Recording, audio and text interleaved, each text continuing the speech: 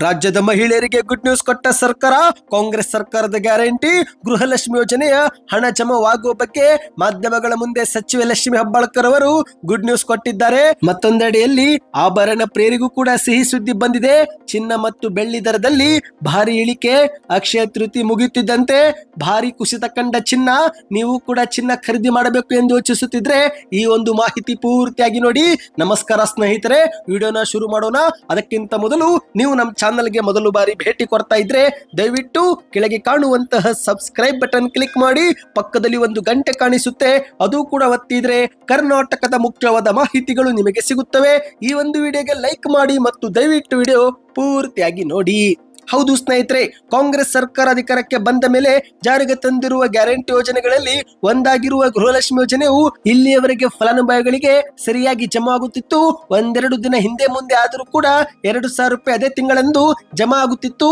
ಆದರೆ ಕಳೆದ 3 ತಿಂಗಳಿನಿಂದ ಈ ಒಂದು ಹಣ ಜಮಾ ಆಗುತ್ತಿಲ್ಲ.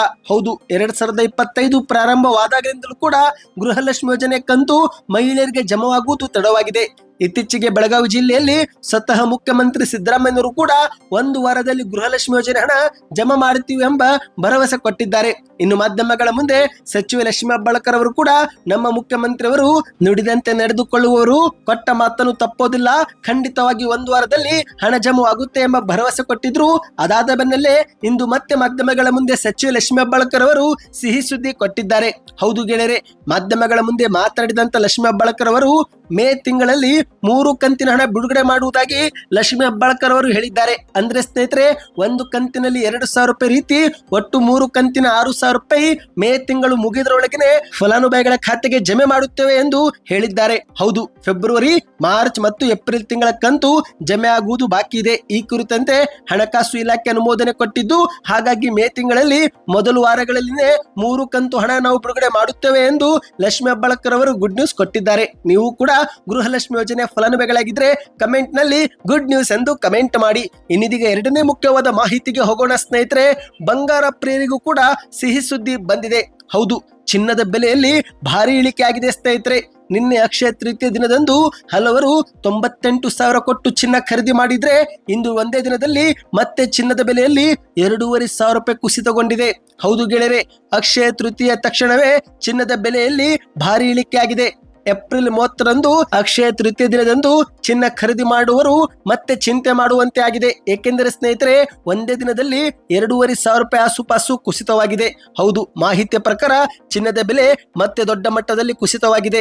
ಏಪ್ರಿಲ್ 23ರಂದು 1,01,300 ರೂಪಾಯಿ ಇದ್ದಂತ ಚಿನ್ನ ನಿನ್ನೆ ಏಪ್ರಿಲ್ 30ಕ್ಕೆ 98,000 ಆಗಿತ್ತು.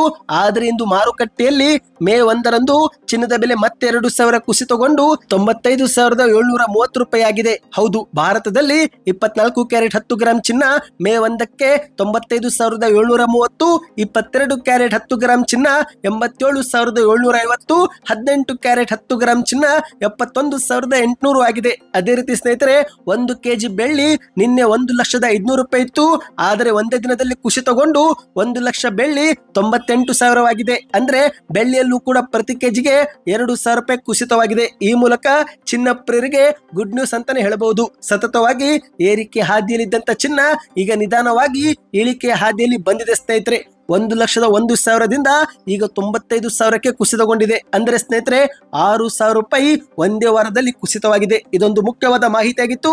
ನೀವು ಕೂಡ ಏನಾದರೂ ನಿನ್ನೆ ಚಿನ್ನ ಖರೀದಿ ಮಾಡಿದ್ರೆ ಕಮೆಂಟ್ ನಲ್ಲಿ ಎಸ್ ಎಂದು ಕಮೆಂಟ್ ಮಾಡಿ. ಮುಂದಿನೆಲ್ಲ ಮಾಹಿತಿ ಪಡೆಯಲು ಚಾನಲ್ಗೆ ಸಬ್ಸ್ಕ್ರೈಬ್ ಮಾಡ್ತಾ ವಿಡಿಯೋ ಲೈಕ್ ಮಾಡಿ ಮತ್ತು ಶೇರ್ ಮಾಡಿ.